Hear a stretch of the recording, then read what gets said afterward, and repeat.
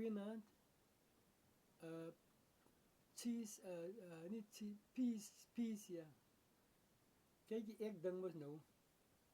Ik heb nog oor die jaren, weet ik bij dingen ervaren. Man. Vrienden.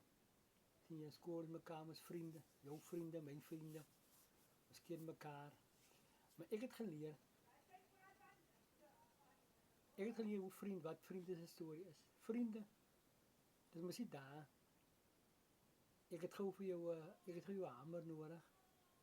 Of ik heb gewoon jou machine nodig. Of, verstaan jullie nou? Neem meer uw camera, man. Ik heb gewoon een jobje en zo. Ja, gaan maken geld op jouw camera, op jouw naam. Gaan maken geld met jouw tool. Maar hij heeft een goede werk. Of hij komt links maar gewoon jouw lamineermachine. Maar hij heeft klomp geld. Hij heeft een goede werk. Hij komt naar jou toe, jouw lamineermachine. Hij maakt geld met jouw lamineermachine.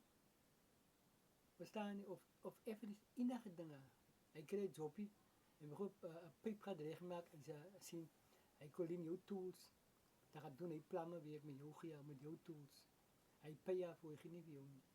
Maar als er iets is bij hem wat aan de gang is, en weer wat nog ook, dan moet je je tools gaan halen ook. Ah ja, als jij het nodig hebt, dan moet jij naar hem toe gaan en die tools gaan halen. Maar hij deed het ook wel. Of jij was zo goed, je deed het gewoon genoemd en nou moet je het weer zelf gaan halen. Hij brengt het terug. Maar ik zou ook langer toe daar wil in. Maar zeg maar, als iets aan de gang, dan kon je misschien nou zeggen, hier zijn mensen bezig om te breien. Hij zei misschien ook, brada, kom, Ja, Rosales. ga ik kijken zo uit. Zo, ik heb nog hier. Allemaal gezegd, ik was, zij te klaagjes van Rosales, man. Nee, ik ga niet weer kijken, ik heb niet zo maar. Maar in elk geval, net willen we zeggen, nou we staan in, nou moet je nou je tool gaan halen.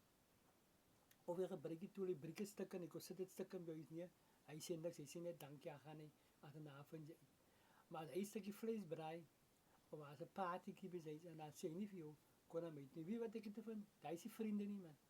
Dat is kennissen. Zo, jij besluit of je kennis wil wees, of je vriend wil wees. Lekker aanvullen.